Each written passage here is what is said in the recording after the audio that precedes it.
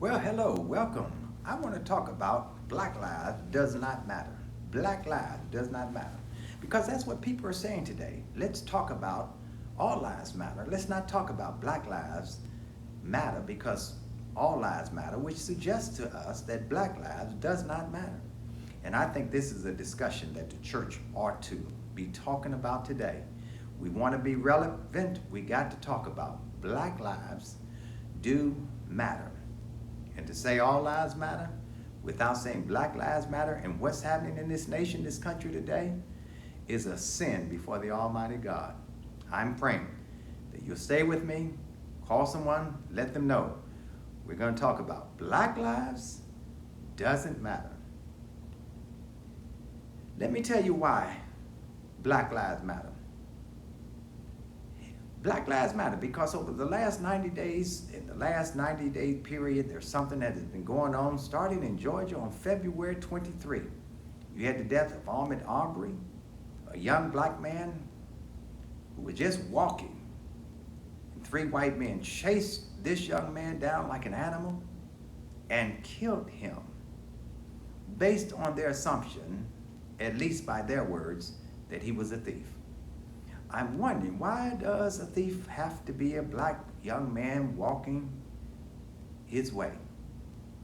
Well, it's not just black men, but it's also black women. Young black girls.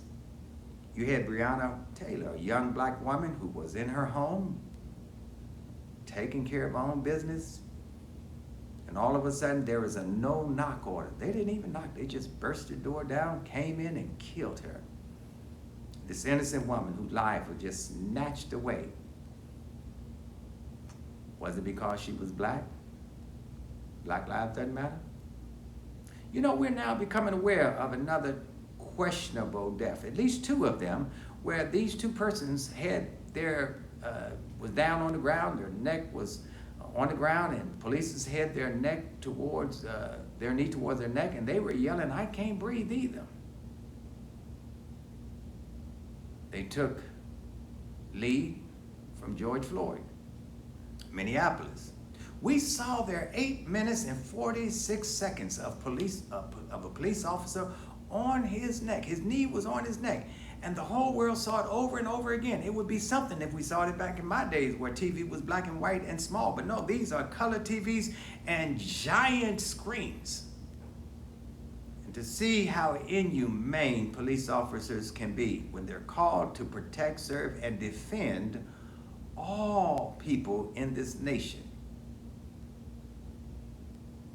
When they're called to be assistant to all people, not to discriminate merely because of color.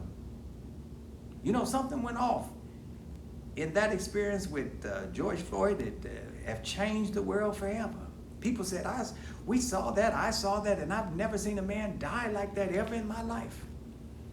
You know, the truth of the matter is we've seen too many videos as of late of black men being killed by the police over the past few years, from Eric Gardner to a young man from my hometown of Cincinnati, Philando Castile,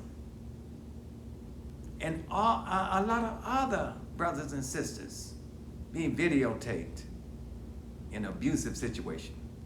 But I'm thankful that there are people not only in this country but across the globe who have been awakened to the fact that all black lives matter because of these terrible, terrible, terrible scenes and experiences and these intentional killings of black people in America. They started to say, listen, black lives matter, we must confess it. And we know that in the case of many of these killings, these black people, that the police officers and those in law enforcement are going to be exonerated, just like they were exonerated here in Cleveland, Ohio, when two young persons were chased down and their cars ended up in East Cleveland, was shot and killed. One of the policemen jumped on top of the hood of a car and just kept shooting them. What about Tamir Rice, a little kid who used to do what I used to do? I used to play with little toys, and sometimes they were toy guns. But I didn't get killed or shot, but thank God no one saw me playing. or I might not have been here today if there were certain kinds of policemen who looked at the color of one's skin rather than the context of one's character.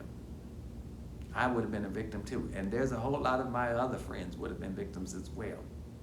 But let me be clear.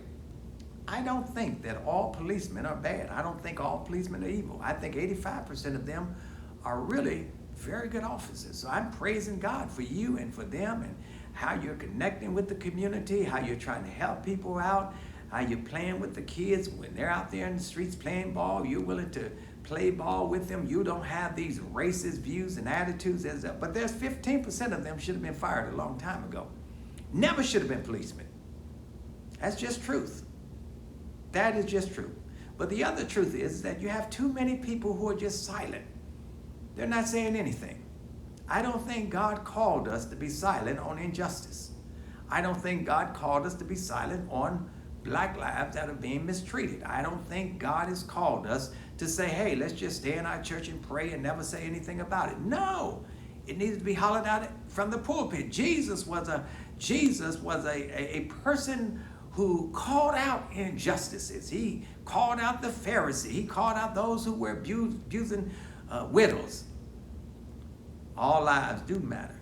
If my good friend Martin Luther King Jr. that I spoke about and taught for many years at Cleveland State University was here today, I think he would say, no, black lives don't matter. Oh, yes, black lives do matter. And I think he would be disappointed in America and even in the church who knew what was wrong and did not speak out against it. You could at least say that it's wrong. That's the very least. You could at least say it's sinful. That's the very least. You could say we are better than this. That's the very least. You should say that all men are created equal here in America and that we respect all human beings because they are of the human family. You see, God did not create black race and white race. Where do we get that from? God did not create Hispanic race and Arab race and Jewish race. No, he created the human family.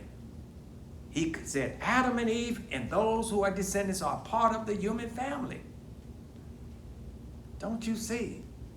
Why does it take us so long to understand we're not of a different race? We just happen to have features a little bit different. Some lighter, some darker. Some broad nose, some thin nose. Some thick lips, some thin lips. We're just a little different. But we're part of the family. And when Jesus Christ died on the cross, he did not die for one particular ethnic group. That was the problem with the Jewish nation. They thought that they were the chosen people and they could do anything and that God would not include any and everybody else into this thing called the faith statement of Christianity. Untrue. He included Gentile, non-Jews. He said that the wall of partition has been broken down. So if the wall had been broken down, why don't we start breaking it down? Listen, I want you to be out there saying something. I want you to be a part of the movement. But I don't want you to be a part of the violent movement. I, like Martin Luther King Jr., believe in nonviolent. I believe in walking arm in arm, shoulder to shoulder in nonviolent. I believe singing those old songs of the church of yesterday. I believe in walking and talking and saying to political leaders, you need to act and you need to act now. You need to institute laws. That's what King did. He walked, he marched on Washington until he went into the White House and said, we need Civil Rights Act passed now. We need Voting Rights Act passed now. And we need economic justice right now. We need jobs in America. Don't give us welfare. Don't give us money. We want jobs because we will stand up and work like any other person in the human family. We need to speak out. We need to go and say to some of these institutions, how many black people are you employing? Not on the lower level, but the higher level. Where are you showing discrimination at? And don't toss no money at our civil rights organization and think that's appeasement. That's charity. That's welfare. We don't want a welfare state. We want a state where everybody is working, everybody has the right to life, liberty, freedom, justice. We don't want no one to give us money to rent our place. We want to own the house like anybody else. We want a car like everybody else. We want human dignity like everybody else. We want to be able to raise our family like everybody else in the world. We need to speak out. Let justice roll down like mighty waters. God bless you. Black lives doesn't matter? Oh, think about it. Black lives do matter. God bless you. God be with you. And my good friend Martin King would say again, an injustice anywhere is a threat to justice everywhere. Let us live together on this earth as a part of the human family. God bless you, and I love you so much.